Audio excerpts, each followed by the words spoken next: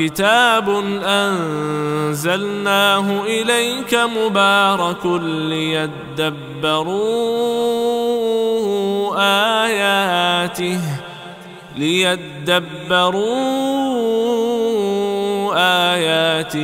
وليتذكر أولو الألباب. Surah 3 ayat 30. Tolong dibacakan. A'udzu billahi minasy syaithanir rajim. Yauma tajidu kullu nafsin ma 'amilat min khairin muhdara wa ma 'amilat min su'in tawaddu law anna bainaha wa bainahu amadan ba'ida wa yuhadhdhirukumullahu nafsahu wallahu raufun bil ibad. Sadaqallah.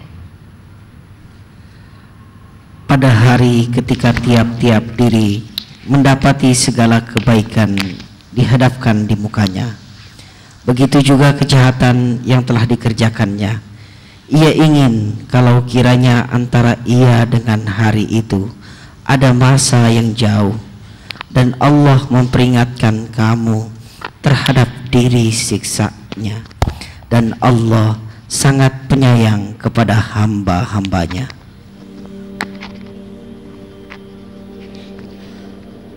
Itu memberikan gambaran untuk hari kemudian. Kalau boleh saya namakan YouTube hari kiamat. Tolong bisa Bapak Ibu, tinggal 1 menit azan, saya mohon semua menghadap layar membaca sambil merasa, menhayati.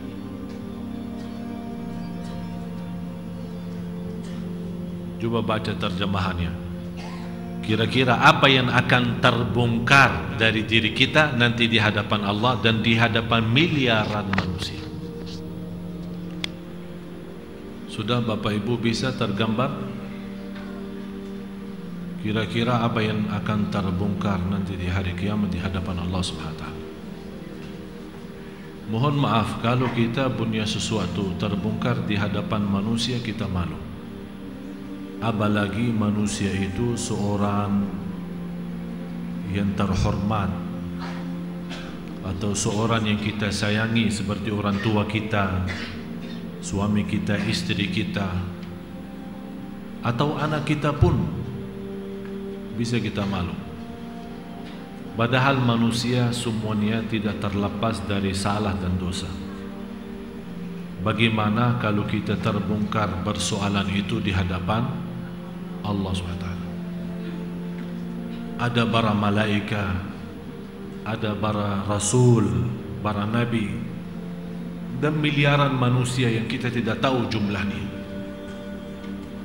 Batas jumlah makhluk Allah kita tidak tahu. Dan yang lebih luar biasa, akan Allah taniakan kita di hadapan seluruh makhluknya. Apa yang kita bisa jawab?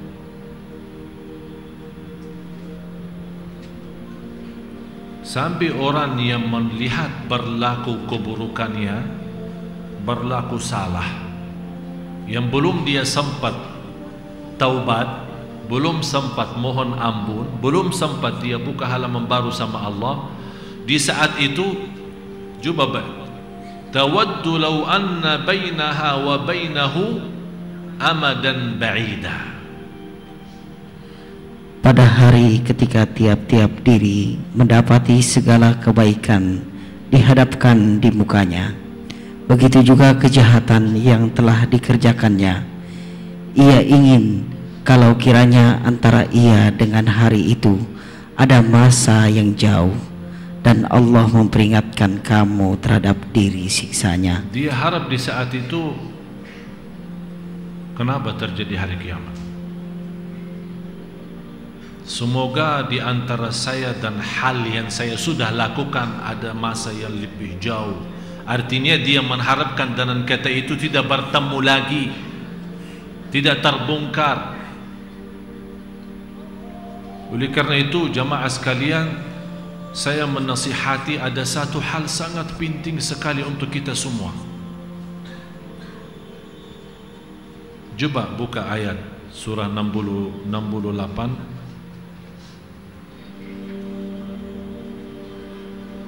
Surah 68 ayat 42-43. Satu hal yang insya Allah Bapak Ibu akan Allah Subhanahu wa ta'ala bukan hanya mengampuni dosa kita, malah insya Allah akan terhapus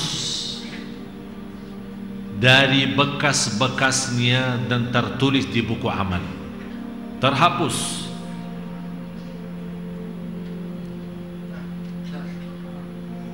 Yauma yukshafu an saqin wa yud'auna ila as-sujudi wa hum fala yastati'un. Coba baca.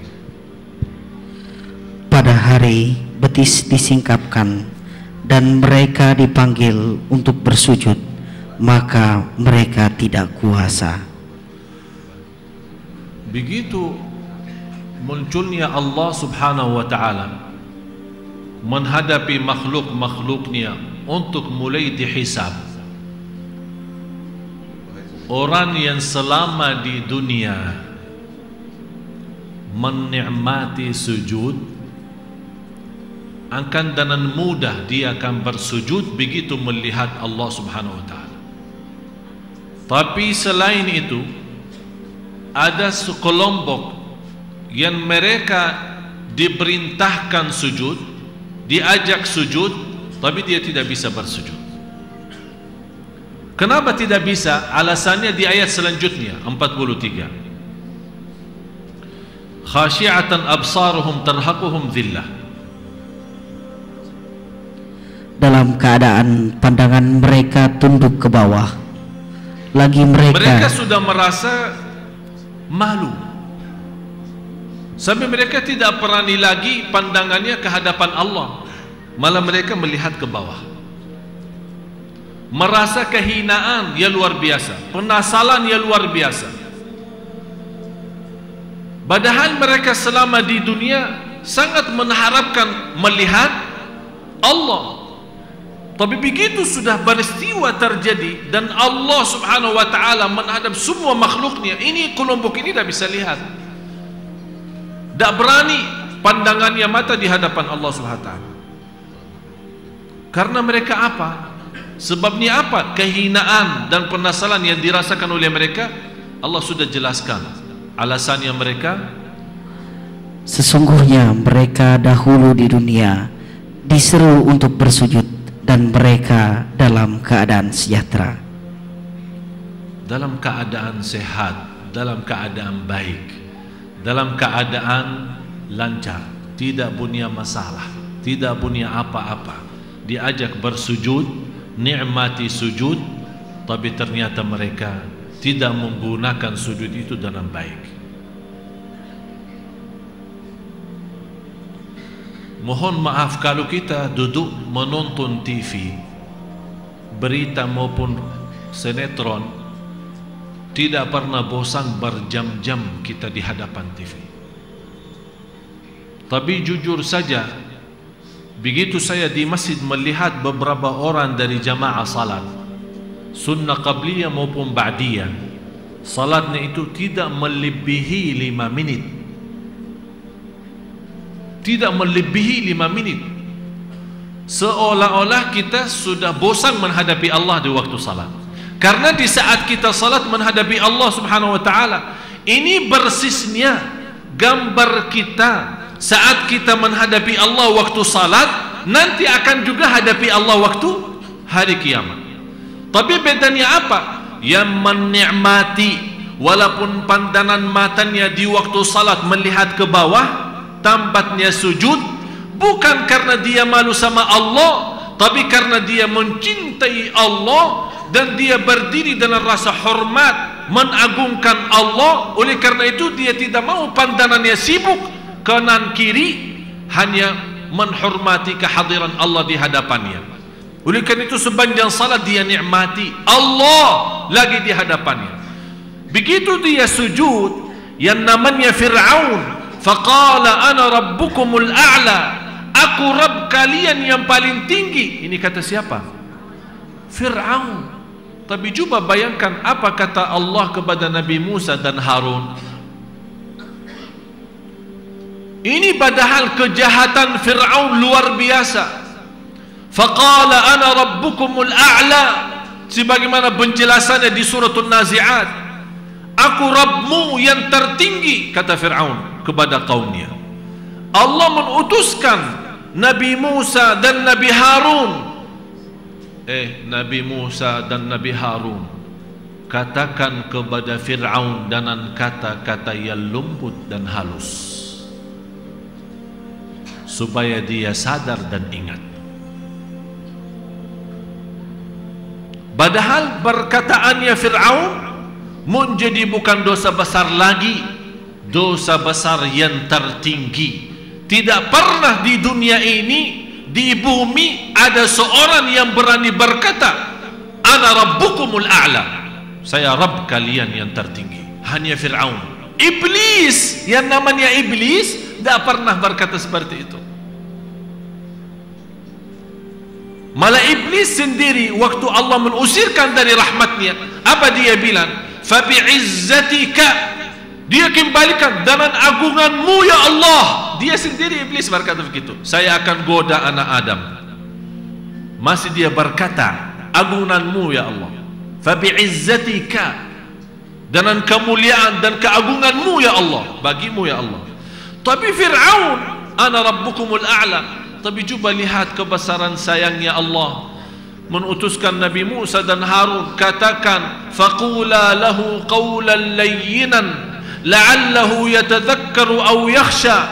Berkatalah dengan kata yang lembut, barangkali Allah dengan kelembutan kata Nabi Musa dan dakwahnya, Allah buka hati Fir'aun itu.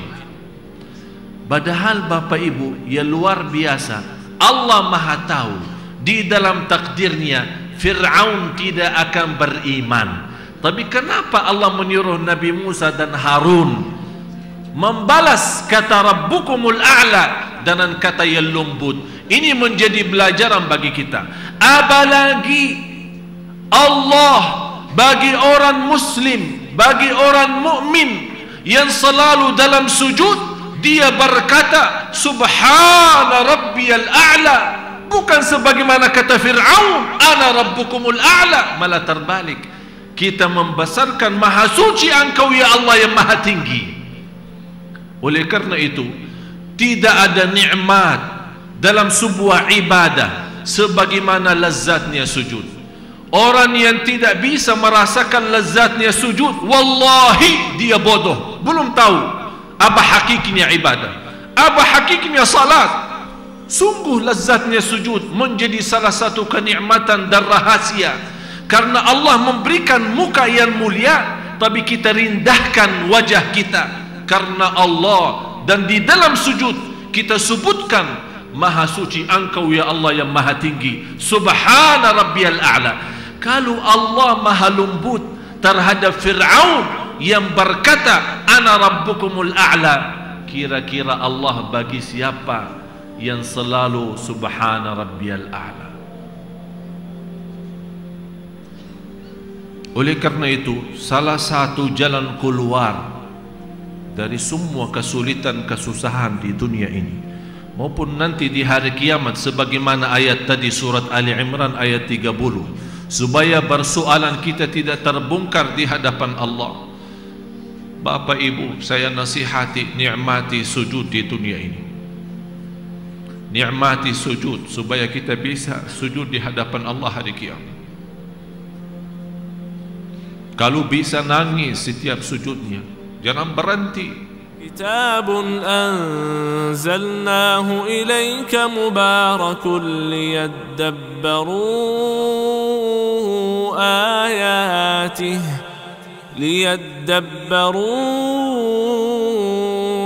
آياته وليتذكر أولو الألباب.